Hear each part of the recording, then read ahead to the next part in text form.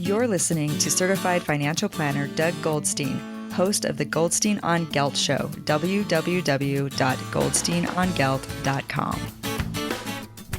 Okay, I'm very excited to have on the Goldstein on Gelt show, Bobbi Rebell. She's an award-winning international financial journalist. I like that you're international because, heck, I'm in Israel and you're in New York.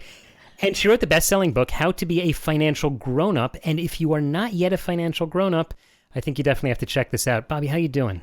Good. Thank you for having me, Doug. I'm a big fan of the podcast. Thank you very much. I appreciate that. You know, originally I was thinking we got to talk to young people who aren't yet grownups, but the fact is, in my day job as a financial advisor, I run into people who are in their 30s and 40s and sometimes even 50s, and they haven't quite gotten that now they have to take responsibility for their money.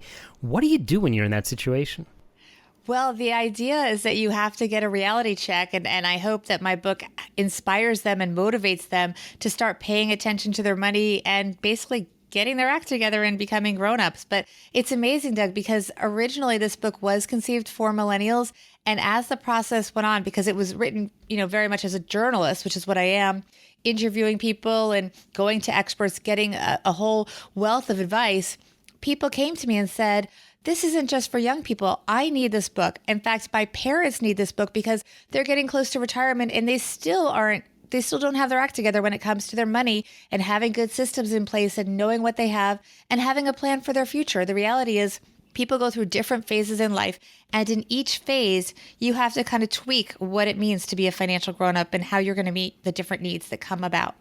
Okay, let's get to the hard stuff. The first time someone says, I'm in debt and I know I didn't put enough money into my retirement plan and I can see my parents didn't plan so well and my rotten kids are asking for money all the time and they're expecting me to pay $250,000 for them to go to school to get a degree that's never going to be worthwhile. Ugh, what should I do? What's the first thing someone like that, like literally step number one? Okay, so Doug, you travel internationally. You're on airplanes all the time, I'm sure, just sitting around the world. So remember when you get on the plane and they have that announcement where they say, okay, parents, put the oxygen mask on first. Right. That's what you have to do. You have to start with yourself, because at the end of the day, especially if you're the parents, the worst thing you can do is have your children being forced to support you. So before you're worried about their educational tuition, that kind of stuff, focus on yourself. Focus on seeing where you are and what you need to do to create your own stability, first of all, financial stability, kind of get the situation under control, and then focus forward on creating financial freedom for the future. Once you've got your own situation under control, then you can start looking around and seeing who you can help as much as possible. All right, let's not help anyone. Let's stick on putting your life mask on first. Yeah, I mean, at the end of the day, you have to first get your own house in order. So you have to look at how far off are you. Usually things are not as dire as people believe. No, they're really not. Nice. Okay. No, but the truth is, look, I mean, I know the system here in the U.S. You do have Social Security. That's only a base. That's one piece of the puzzle. It was never meant to solve everything. But odds are you do have other things going on that can work in your favor. Even if you had a completely empty bank account, which I can't believe any of your listeners would have, you probably have other assets and resources that you haven't thought of. For example, the equity in your home, right? Things that you own. There are things that you can do. It's not ideal, but every situation is different. I'm a journalist. I can give information, not advice. So you have to look at what you have to work with. And there's such a broad swath of different situations that I can't address them all, only to say, look at what you have and go forward from there and do what you can. But you can't ignore the situation because it will not go away. You're going to get older. You're going to have to face the situation. So you need to start saving. The best thing to do is to start automating, because David Bach, who's a friend of mine, he wrote The Automatic Millionaire, talks about it all the time. If it's automated, that's the only way it'll happen. The minute you take out the automation, you suddenly don't have the money left. So for example, go ahead, I'm sorry. I was going to say, that's a real issue, is that people, they kind of lack the discipline. And I think part of being a grown-up, and to go back to your metaphor, is that you need to have the discipline to actually do these things. And the fact is, as David Bach, in fact, said on the Goldstein on Gelt show previously. I didn't know he was a guest. I have to check out that episode. In fact, I just saw him pop up on my screen. Yeah, it was a great episode. He's fantastic. And I think that it's the decision that people have to make to do that, in other words, you have to first of all decide that you want to be successful. We're talking to Bobbi Rebell, who is the author of the best-selling book, How to Be a Financial Grownup. Don't feel bad if you're not, because she's been telling us that there is something you can do, and the number one thing you have to do is to start with yourself to get things in order. Before we even talk about helping other people, and frankly, that's not the goal. Let's make the focus today helping yourself. You really have to begin to consider how you're going to build up your own nest egg, because it's true, even if you might have alternative assets, you got to live in your house. You can't sell that when you're 60 and use that money to live on. What are some of the tools that people can or should be using just to help really build wealth? I can speak to the tools here in the United States, but hopefully they have similar ones in Israel. Most companies have retirement plans. That's the free money. So if your company has a 401k and there's a match, think about that like an automatic return. If you can put in 6% and they will match that, you're getting 100% return.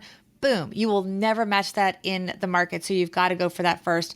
And then from there, go to the Roth IRA if your income is low enough. Again, I'm using US terms, but basically if there's some kind of a tool that puts in after-tax money and you meet the income requirements, you can do that. And of course, an IRA. And again, I don't know if in Israel you have catch-ups for folks that are over 50. Sometimes when you're older, the government gives you a break and you can put in even more money. So you start with anything where there's a free match with your company where it can help. Hopefully some companies have pensions. That's becoming less popular here in the United States. And then you use your own tools like that. And of course, if you're self-employed, there are retirement vehicles that you can do for that as well. And then, I don't necessarily think this is always the best thing. But the truth is, even though you mentioned you can't, live on the money in your house, you can in a pinch if it is appropriate for you. And this is something you should talk about with a financial professional. There is such a thing as a reverse mortgage. And that can be, I know, but if somebody is old enough and they do it responsibly under proper guidance with a professional, it's there. Don't try this at home. No, it's a real risk. I think the problem is people try to be too smart sometimes, or they get advertised to, you can do a reverse mortgage, and then they don't realize that if they have to sell the house and move into a nursing home, they're doomed, right? That's the end of it. Right. So I say that, very tentatively. It's kind of like borrowing it from your 401k. You should really never do that. But life is messy. It happens. One of my coworkers came to me. It was very sad. He was getting divorced. He's in his 50s. Well, I'll tell you, he's 58 and a half. Now, in the U.S., the way it works is if you take money out of a 401k before you're 59 and a half, you get an additional penalty. So he comes to me and he said, I want to be really responsible, Bobbie. I want to have no debt because I have to buy a new home because I'm getting divorced. So I'm going to basically drain my whole 401k to pay for this house.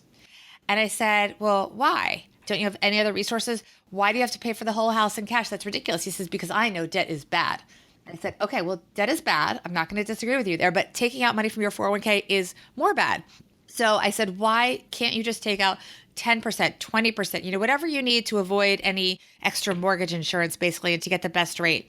And I convinced him, and he did have to take some money out of the 401k and pay the penalty, but he didn't even understand that by waiting even 1 year, while he was going to have to pay tax on the money, the normal income tax, the way that it works here in the U.S., he at least avoided that extra penalty from taking it out so young. So information from professionals like you, from CFPs, is really important because just having that information was pivotal in him really avoiding making a huge mistake. So I think that's critical to realize that the situations are complicated. A lot of people say, oh, it's just so easy, just put aside some money every month, put it in, open up some brokerage account and buy an index fund and you'll be okay.